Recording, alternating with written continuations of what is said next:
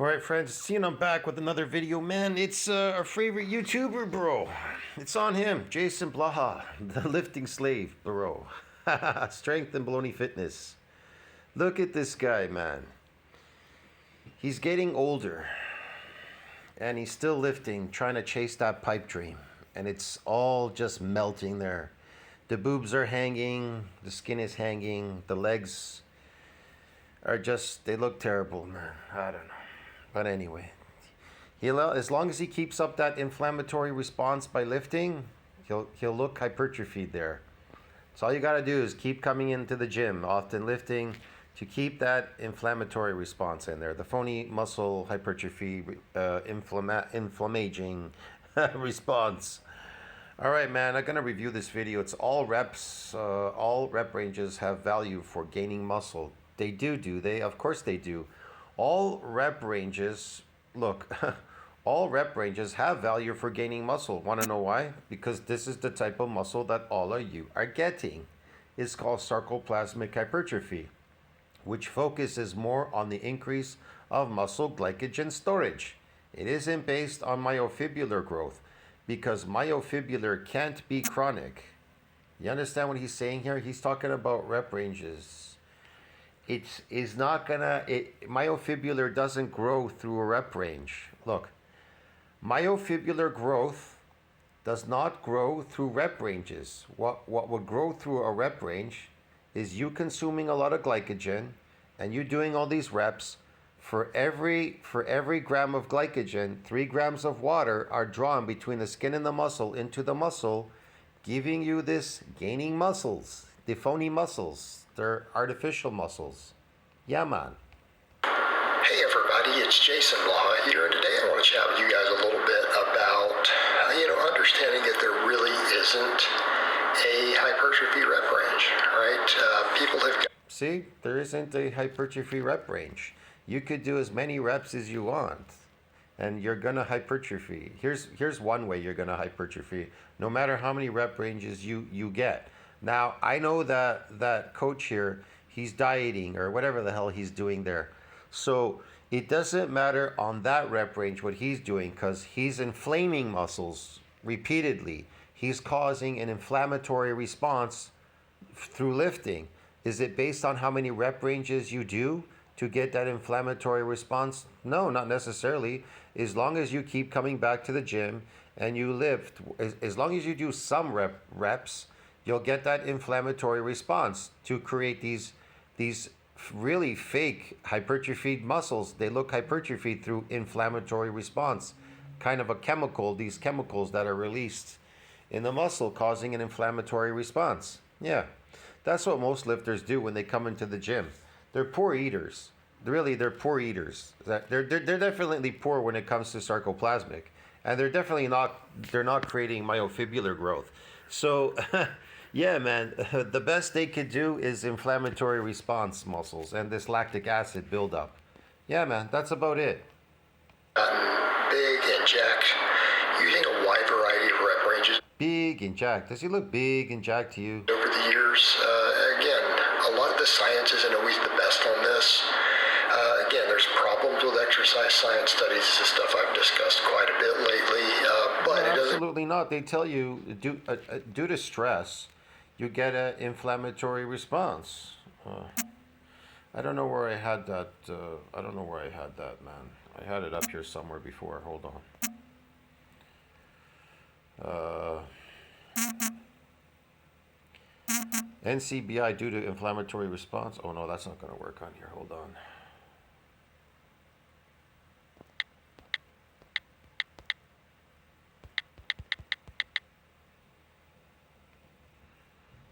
Oh, I think it's this one here. No, let's sleep, autoimmune, fatigue, sleep. Stress triggers autoimmune disease. Stress, what it does is it increases an inflammatory response. I don't know. This happens to be one of them, but it says here, stress can modulate brain inflammation, but stress can also... I can't look for the one right now, okay? I don't have time. There's another one which I had up here. I did another video. Stress, when you lift weights, that stress causes inflammation in your muscles, just like it says there. So, yeah. And as far as, I want to talk about this one, as far as what he's talking about, 6 weeks. There's that type of hypertrophy, if you are getting it, it's based on glycogen loading. Remember what it said there. So it's largely attributed to sarcoplasmic hypertrophy. High volume and even low volume. It's all the same, man. It's glycogen loading, it says down there. Yeah, so that's But it doesn't mean that we should discount all of it completely by any means. That would not be reasonable. But even a lot of the data out there has kind of showed, people gain muscle in most rep ranges. Yes. This definitely, all rep ranges have value for gaining inflammatory response muscles, and pretty much all rep ranges would still work with glycogen per this sarcoplasmic hypertrophy, these phony muscles, providing that glycogen exceeds this breakdown.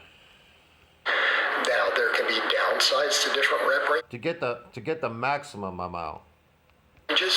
Right, there can be downsides, as in maybe you don't get as much neural drive from some, so you won't get as much strength carryover. There's the case of, if reps just get too high, sometimes we just create endless amounts of neural fatigue, really. It's actually quite the opposite of what people think. Heavy lifting doesn't actually cause that much neural fatigue. It's more structural in your body. So that's kind of the balancing act, really, because full range of motion exercises in which we create fatigue, we train hard, and sets are taken fairly close to failure. Yeah, can you imagine when you take sets to failure even? You get more of an inflammatory response in your muscles. Cases to failure, but very close to it. In other words, very hard, high quality sets in which we do a lot of work. Okay? In which we work hard, that we train through effective ranges of motion. That is what is going to stimulate growth.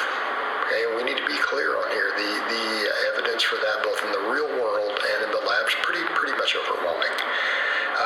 The downside with certain rep. Yeah, I already mentioned that. That's what's going to stimulate growth, but not myofibrillar. Myofibrillar growth is based on injuring muscle fibers, and people don't like to injure muscle fibers, and it's very difficult to do that. It's protected now. It's protected by repeated bout effect phenomena, getting muscles damaged, and even if you were, you'd have to step up that game to cause that.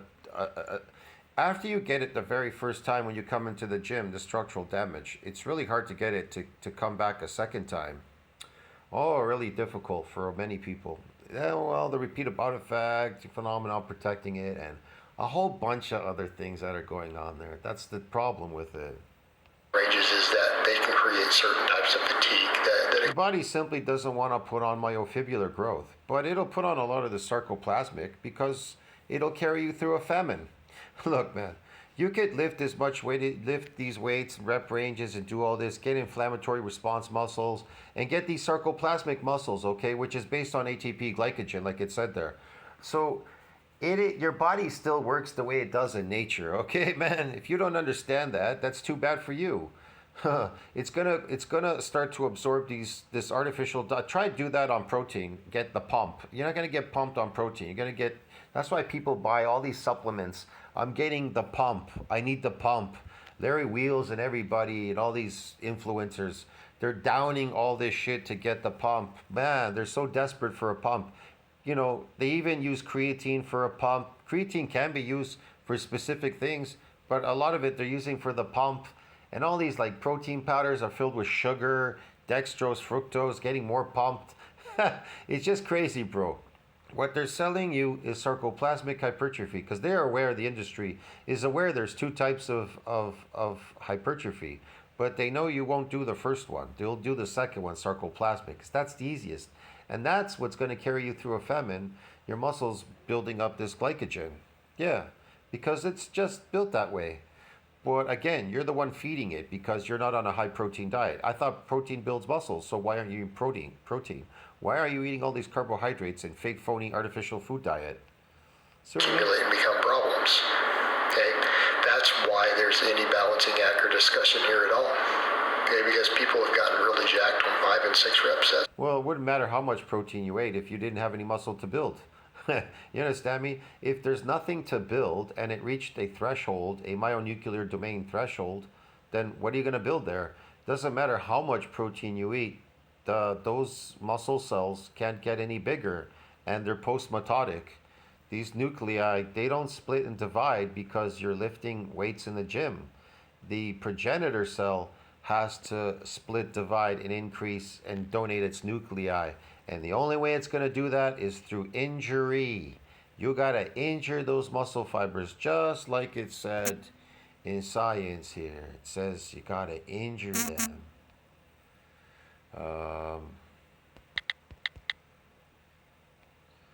Just like it says here, bro. I'll show this to you. Maybe you don't understand. Right here. There you go. See that thing right at the top there? In response to injury. In response to injury, satellite cells are able to activate and re-enter the cell cycle, creating new cells to repair and create nascent muscle fibers. See that? So, you think the industry is going to tell you, hey man, you need to injure fibers? What do you think people are going to what do you think people are going to say?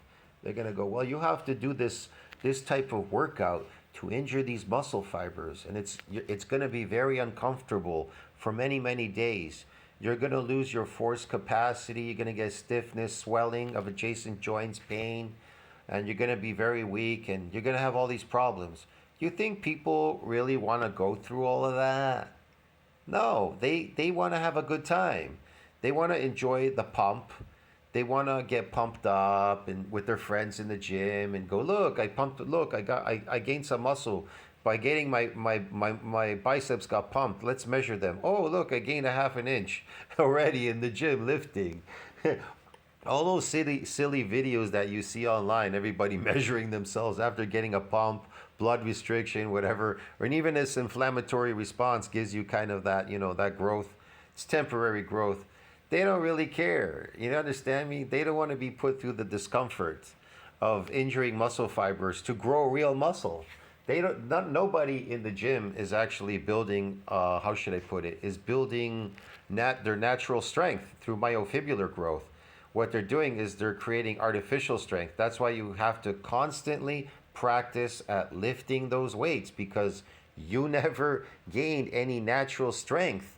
So it's fake. So you have to keep practicing, because if you don't practice, like this bimbo in lifting hell limbo, that strength to lift that weight is going to go away, because it's based on chemical strength called androgen receptor strength. So yeah, and his muscles, they fade because they're sarcoplasmic. Yeah, man, you people are all crazy. Okay, because people have gotten really jacked on 5 and 6 rep sets. There have been people who've gotten really jacked on 15 to 20 rep sets. Okay? And Of course they have. They got jacked by getting inflammatory response on 15 and 5 sets. Exercises, it makes sense. Look at some really heavy work. 5 or lower reps, what happens? Beats our body up, beats our joints up, beats our bones up a little bit. We just start to hurt. Beats up your bones and your joints and all that, doing certain things. Of course, you're a chronic lifter, bro. You're wearing out your joints. You're wearing out your body. You're just wearing out everything doing this. Here's another thing. You're eating an improper diet, herbivore diet. So it's filled with oxalates. These oxalates will give you this tendonitis, pain. It'll fuck up your joints, your knees and everything. You may even have a useless surgery one day on your knees or something because of oxalate buildup. It's happening to Mike O'Hearn. He's already been taking stem cell therapy. Go look at his videos on his knees and shit everywhere. He's aging. Look, here's the thing. Exercise accelerates aging. So you're going to say, well, but Mike O'Hearn, he's the exception. He looks so good. He looks young. It's cosmetic, just like Brian Johnson. Just like this, how should I put it? Vegan deterioration. I put it in my community section. Go watch it. Go watch that vegan deterioration girl. She talks about Brian Johnson. She says, well, he's coloring his hair. He's injecting fat in his face. He's doing needling on his skin. He got skinny to look like an 18-year-old. He's on TRT. Everything he's doing for anti-aging is artificial. It isn't based on diet. None of it was tested based on his diet. It's just based on some artificial shit called a cosmetic look. That's like Mike O'Hearn, Botox face, whatever. A whole bunch of weird shit, man. Microneedling, blah, blah, blah. Taking steroids to look pumped. Maybe even a youth drug like HCG pumping in there. A bunch of stuff for this temporary cosmetic look. That's what it really is, a temporary cosmetic look. Look at the girl that talks about natural. I put in my community section now, she's eating like a piece of meat. She talks to you about people that look better without makeup on. She adores people that are natural, walking around. And I'll tell you the truth, the majority of people really like people that look natural. They really don't like people that look unnatural. They find that's why they say they're freaks. They look at them, they have an unnatural look. See what I mean? It's, how should I put it? It's distinguishable between people that take cosmetics and people that do something natural. It is distinguishable. But your coach here, he's doing cosmetics because, again, he's taking steroids. He's on steroids. Yeah. He's a liar. We start to hurt, and I don't mean soreness, I don't mean DOMS. I'm talking, maybe your joints start to hurt, shoulders start to hurt, your knees might start to hurt, hips hurt. If we're just loading so much weight, and keeping in mind that weight is relative to what you're capable of doing and what your structure and musculature can support. Okay? So again, you beat really heavy work into the ground all the time, your body's going to start to hurt. Okay? It's understood. If we do too much really high rep work, it's just grueling and fatiguing and exhausting, and it may not be even doing more set for set than just using more moderate reps. So this is kind of why I tend to push people in the direction of we should have a balance of rep ranges or more of the moderate rep range. What I mean, like that. Matter again? It's actually been extremely satisfying. The sets are not grueling. What? The question is, why do you need grueling sets for inflammation, these inflammatory response muscles, or sarcoplasmic, drawing this water into the muscle? Okay. In fact, right, it can start to hurt a whole lot if we're not careful. So again, Why would you burn yourself out doing that? That's ridiculous. We need to be aware Focus, if you want the sarcoplasmic, just focus more on glycogen loading. of that. And it'll actually come a lot easier. If glycogen exceeds this breakdown, I guarantee these muscles, these pumped fake muscles, will come a lot faster and easier. Care whether you're You don't have to train so hard or waste your time, whatever. trying to get stronger first. I'm sorry you got tripped. Focus more on growth than lifting, and you'll get bigger, these phony muscles. So come back over to that point. What do I think is realistically possibly the best solution? Either stick with the mostly moderate reps or... No, I'll tell you the solution. Focus more on growth. If you focus on growth, then the rest will come easy. So how do you focus on growth? Well, energy creates matter. So you want to eat glycogen. You want glycogen to exceed that breakdown. That's it. And you don't even have to lift that much. And then you come into the gym and you lift, and you'll be able to draw more of this glycogen into the muscles. ATP source. Yeah. To train through That's it. to the problem of that. Okay? All right, guys, but that's I don't even know what he said here. a good way to balance things. And I don't think you always necessarily need to periodize it. You can run it in phases just so that you change fatigue around. That's an option. Or you can just do them all in the same. Man, he's just wasting his time. His advice sucks. He's a shitty coach. I'll see you in the next one. Tell us what you think about that. Like, subscribe, support the channel. Broski helps with the algorithm. I'll see you in the next one. Ciao, man. All rep ranges will work for gaining sarcoplasmic and inflammatory remuscles in chronic lifters. Okay? See you later.